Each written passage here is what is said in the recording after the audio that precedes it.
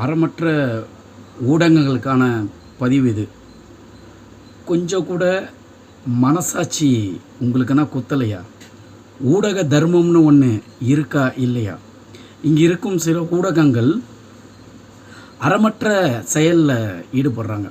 நாம் தமிழர் கட்சி 8% வாக்குகள் எடுத்திருக்காங்க. அங்கீகரிக்கப்பட்ட கட்சி, நிரூபிச்சிருக்காங்க தேர்தல் அரசியல் களத்தில்.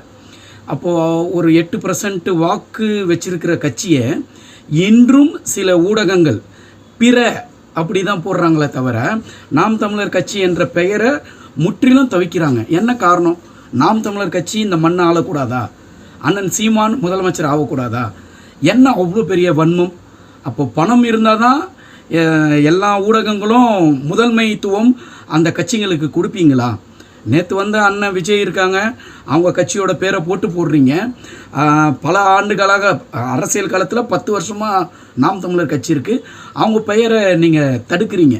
இது எப்படி அறமற்ற செயலாக இருக்கும்? அது இல்லாமல் இந்த கருத்து கணிப்பு இல்லை, அது கருத்து திணிப்பு. ஒருத்தராவது உண்மையான நியூஸை மக்களுக்குள்ள கொண்டு போகிறீங்களா? ஒருத்தருக்கு சப்போர்ட் இருக்கும். இப்போ என்ன கேட்டிங்கன்னா நாம் தமிழர் கட்சி தான் வின் பண்ணோம், அண்ணன் சீமான் தான் முதலமைச்சர்னு எனக்கு என்ன பிடிச்சிருக்கோ அந்த ஃப்ளேவரை நான் அப்படியே சொல்லுவேன். அதை மாதிரி தான் ஒவ்வொருத்தரும் பண்ணுற மாதிரி இருக்குது. யாருமே நியாயமாக மனசாட்சி பிரகாரம் இந்த கட்சி ஆட்சிக்கு வரும், இவங்க இத்தனை வெற்றி பெறுவாங்க, இத்தனை பேர் சட்டப்பேரவைக்கு போவாங்கன்னு உண்மையாக சொல்ல இங்கே ஆளே இல்லை. எல்லாமே இது ஒரு கருத்து திணிப்பாக தான் கொடுத்துருக்காங்க.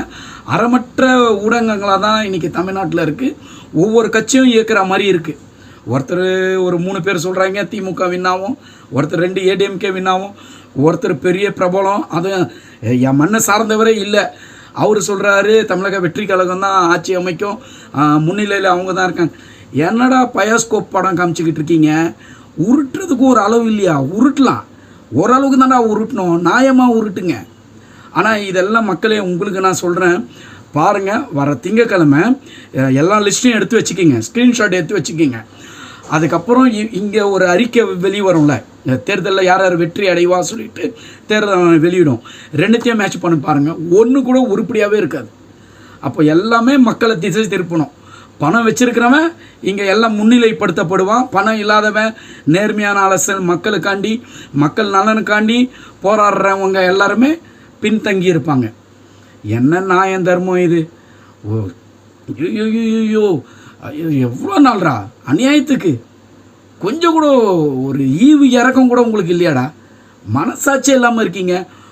உருட்டலாம், அநியாயத்துக்கு இப்படியா உருட்டுவீங்க? இந்த மாதிரி கருத்து திணிப்பை வெளியிடுறீங்க.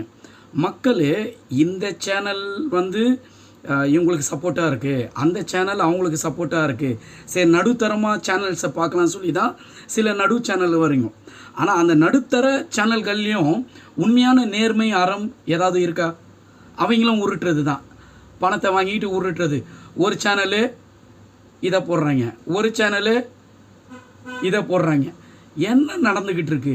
அப்போ உண்மையான தகவலில் யாருமே போட மாட்டிங்களா?